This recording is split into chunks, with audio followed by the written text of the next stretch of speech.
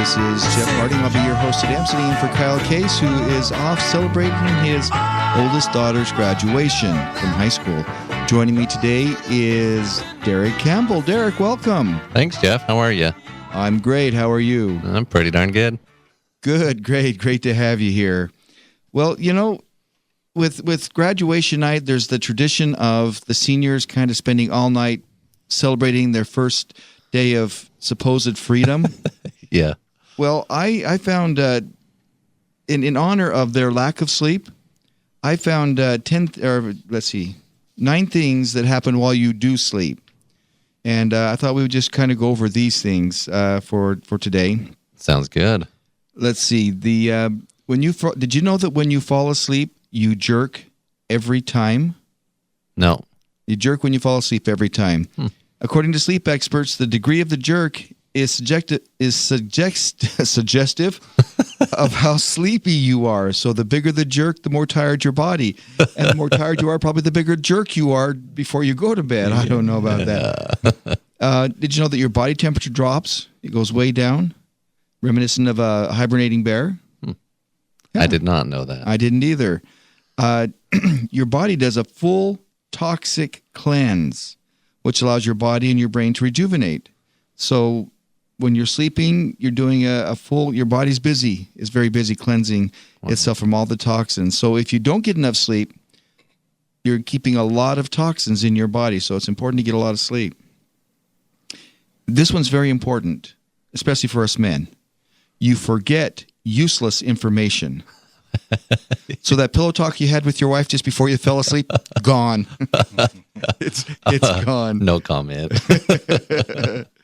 We take in so much information during the day, and it's far more than we really need. So the body uses this time to categorize, and the brain uses this time to categorize and store the stuff that it needs to store and erase the stuff like how many red lights you hit on the way to work or those kinds of things. Did you know that your body actually becomes paralyzed, but your brain is its most active? That's pretty interesting. Yeah, that's something that I hadn't thought of because, I guess in some sense it is paralyzed, but you can still move it if you have to, but you have to wake yourself up. Your body has to wake up to move. Unless you're a sleepwalker. Well, or a talker. I suppose that parts of you are able to do that. Some special people, very special That was people. very good. Number 6, all your individual cells, not just your brain cells, are being completely repaired. So again, if you don't get enough sleep, your body's not getting repaired. The restorative process isn't taking place. And cells are damaged throughout the day just through normal wear and tear. So this is something that's very important. Your immune system is at an all-time high while you're sleeping. One study showed that people who received flu shots and were sleep deprived the next night did not create the antibodies required to protect against the flu. So it's suggested like the first sign of an upper respiratory infection or some other problem, sleep, and that's why we're encouraged to sleep when we're sick. That gives the body the chance to the immune system to take care of it. And you will wake up between 5 and 15 times per hour. Wow. And it usually happens when we shift or move. Yeah. But again, if your body's paralyzed when you sleep, you have to wake up to some extent. Most of it's so quick that you're not cognitive of it, but it happens 5 to 15 times an hour. And if you ask my wife, she'd probably say it's more often than that, because I can sometimes toss and turn quite a bit. And the last thing is you probably breathe, but not everybody does, and that's the topic of sleep apnea. You get sleep apnea, and that's a whole other topic that we probably need to have a discussion on someday. But sleep apnea, it can be actually fatal. So one thing they say is if your partner snores at night, they should probably go get it checked out. Wow. So that's what happens when you're sleeping. Well, that's good information. I think I have a lot more of a reason and justification to sleep more. And I think when I have that talk with my wife tonight, I can tell her I need more sleep. I think you're right. I think that And no wonder I wake up tired. I'm doing all this stuff all night. How do you get a chance to rest? Look at all the stuff your body's doing all night. You wake up tired. No wonder. Well, Derek, let's get down to business. The show, The Active Life, as the name implies, is about topics of interest that help us stay active throughout our life, keep us active. And today we have Dr. Dave R. Middleton, a local chiropractic physician, who's going to talk with us and share some of his knowledge. Welcome, Dave. Well, thank you, Jeff. It's good to be here. It's good to have you. It's kind of fun when somebody's actually in studio because you can make eye contact with each other as opposed to on the phone. So it's good to have you in studio. Indeed. Thanks. Well, let's tell us a little bit about yourself. Let us get to know you a little bit, Dave. Well, I'm a chiropractor. I've been doing it for about 20 years here in St. George. I practiced in Southern California for about 10 years before that, and grew up in Cedar City, went to SUU, so somewhat of a local boy. Yeah, well, that's great, and it's nice that you did all your practicing in California, so you could come here and already have it down when you're working. Exactly. Yeah. That's important. That you're practicing somewhere else and you have it down.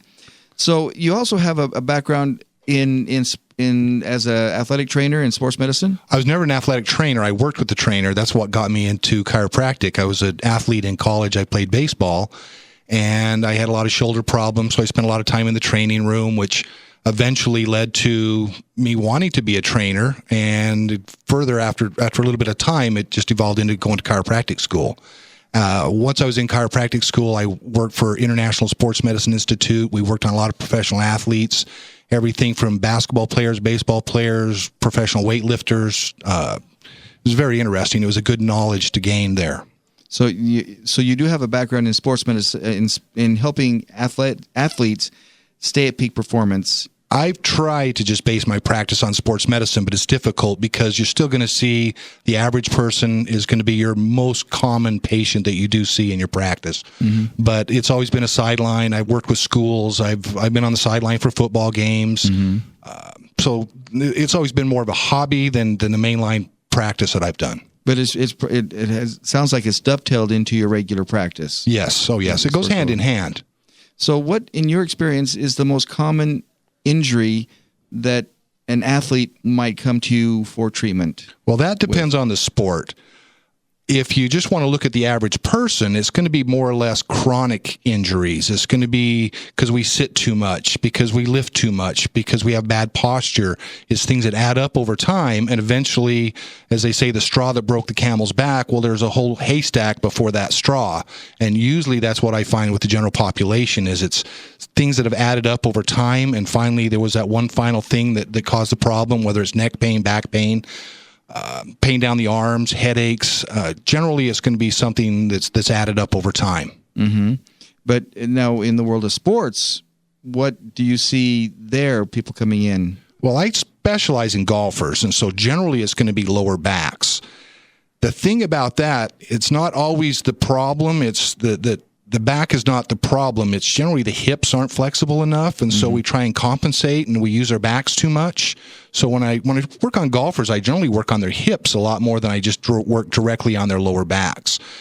You take running athletes, it's going to be more legs. It's going to be sprains and strains, ankles, pulled muscles, stuff like that.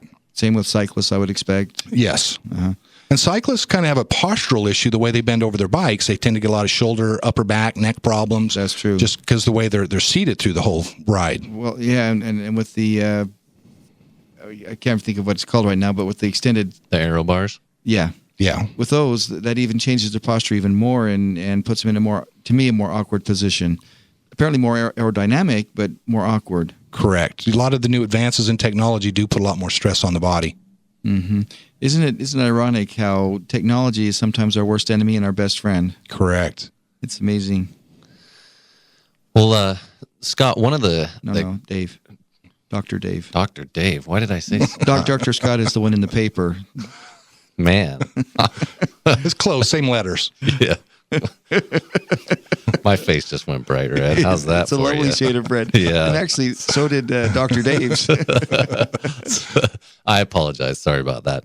I'm really curious, Dr. Dave, when you have the average person that comes into your practice on a regular basis, you'll give them different recommendations on things that they can do to better their lives. You also have, more of the athletic people that as you call it a hobby, you deal with.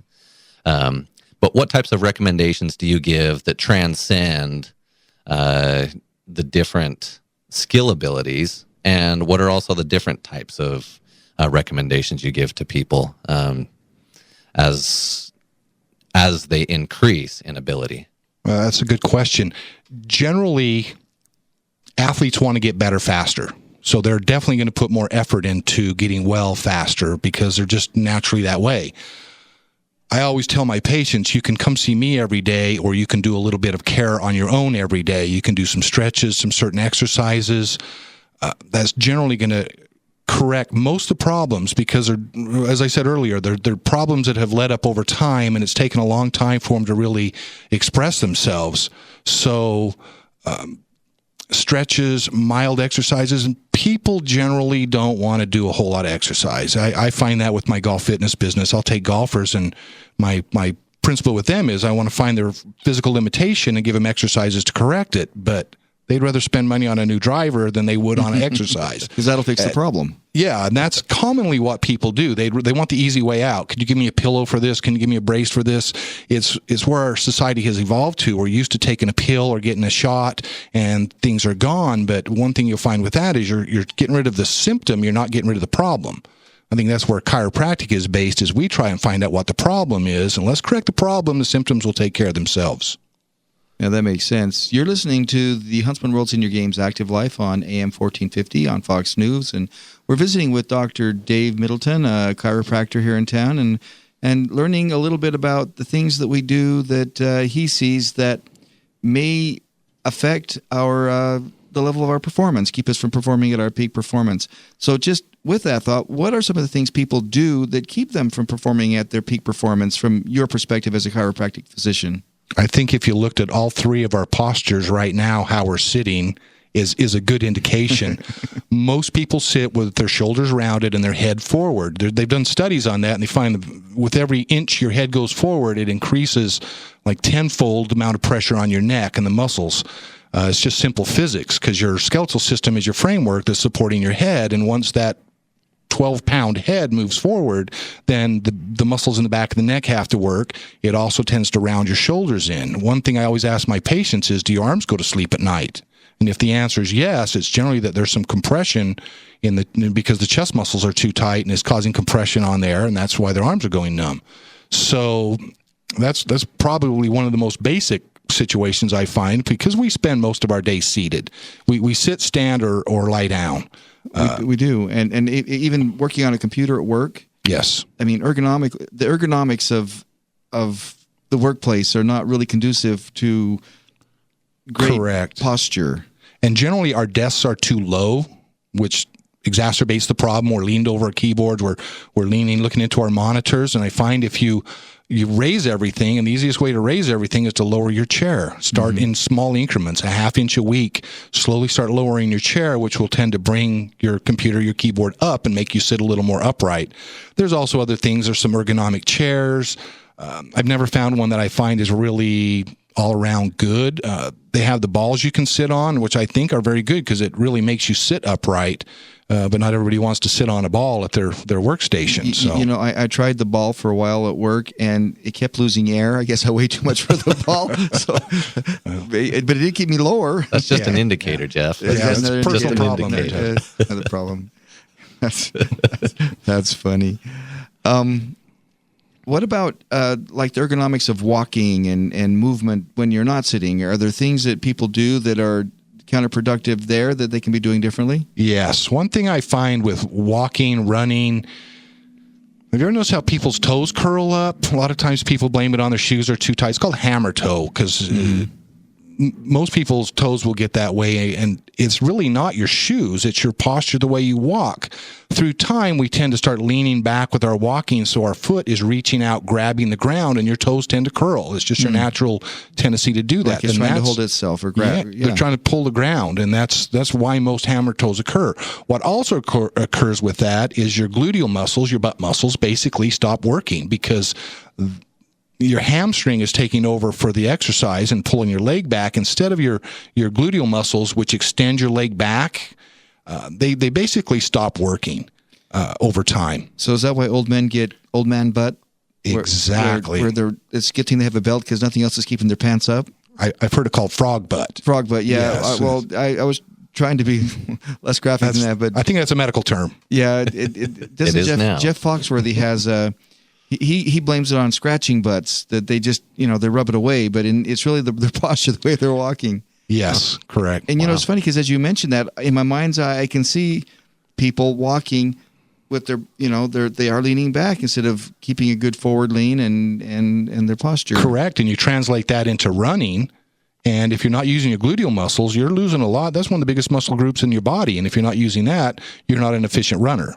You'll notice most sprinters, look at the physiques on the Olympics, on the runners and their glutes and very pronounced glutes and how they're defined. So yeah, you can really tell that they're utilized on the high end athletes. Tegan, we're okay talking about glutes on the radio, right? Okay. Tegan's our engineer in here. He works at the station. So I just want to make sure we don't do anything that's going to get us in trouble with the FCC because we are talking about glutes. Okay. Great. Well, I am curious. You've spent a lot of time working with people, with athletes. What's the most exciting thing and the most interesting, maybe the biggest surprise that you've run into as you've have entered this industry and career and carried through with it? Probably the little things that make a big difference. Over the last few years, I've learned some very interesting things that I would never think would work, and they do. As a chiropractor, you kind of got to be open-minded. It just goes along with the profession, but I've learned a lot of little techniques and things the small life changes that make a big difference in people's lives. I'll give you a personal example. I always had knee problems playing sports, playing baseball. It got to the point where I couldn't squat down. My knee hurt too bad. And I was told in a seminar by another chiropractor, he goes, it's your hip. You need to start loosening your hip up, doing deeper squats and really squat down with no weight. Just squat down and start stretching my hip out better. And I did that for about a month, and my knee problem is completely gone. Wow. So it's the little things like that to me that's amazed me the most. It's not the big fixing people. I've done it for 30 years now, and that's, fixing low backs, fixing necks. That's pretty commonplace. But now to find new little things like that. Another one, I'll tell you what, that has really changed in the last 6 months for me has been the kinesio tape. I'm sure you've seen that on all the athletes. I've seen it, but I don't know what it does. I didn't either, and I didn't really have a lot of faith in it because I'm old school. I felt that if you had a problem with a joint, you taped over it, you restricted it, you basically replace the ligaments that were injured. But the kinesio tape, you kind of just lay it over the area, and I really didn't have a whole lot of faith in it. And I had a marathon runner that had a hip flexor problem ongoing for 10 months since the previous marathon, and I worked on her and got no relief. And I said, let's throw this stuff on and see what happens. And immediate relief. She ran the marathon with no pain. Wow. And I've since used it a lot, and I've had tremendous results. And I still don't know the exact physiology to it or why it helps, but I just know it helps. So once again, we talked about technology earlier, and this is one of the things that has really amazed me, and I honestly don't know why. Well, I've at the games, I've seen more and more athletes using it. Yes. And seeking out somebody who knows how to apply it properly. It's not just having the tape, but it's knowing how to apply it properly that makes the difference. And so it's something that it's been around for a while, but it really seems to be catching on with the athletes. Others are probably experiencing the same thing you are. Mm-hmm. If it works, I guess I don't have to know why it works. It just works. Yeah. Last year, I had people that were coming in with a printout of how they wanted their tape applied that they got from their physician at home who had taped their shoulder up or hip and said, this is how I want this done. So that was kind of fun because I learned different techniques from it. And I've not been schooled in it, but I did a lot of research on the internet, a lot of videos on how to do the taping, and it's quite fascinating. There's a little leeway on the right and the wrong way to do it, and I've had tremendous results with it. That's really interesting. That is. I just want to know, you've been a chiropractor for a long time now, 30 some odd years. Mm-hmm. What are you noticing is the biggest difference in how people aged 30 years ago versus how they're aging today 60's the new 40? I hate the term that you guys use, seniors. I really wish you'd come up with a different name for people over 50. Trust me, we've tried. Yeah. So I'm in that group now. So, and that's the one thing I love about working with the senior games is people my age that are playing sports, and it's amazing how active and outgoing and fun they are to work with, and they're basically all on vacation and they're just having a good time, but they might have driven down from Canada and their back hurts from driving or something, and so they come and see me, and it's been really a lot of fun working with the senior games and us people over 50. Yeah, some of us in this room are there. I think 2 of us. Yes. And we have the colored hair to yes, prove we do. it. We do. We've earned every one of those Yeah. gray hairs that prove it. I had a question, and then when we got off on that topic, it just kind of flittered away, and it was germane. It was part of the conversation. Yeah. So, Dr. Dave, you obviously have been around the senior games. You're working with our athletes.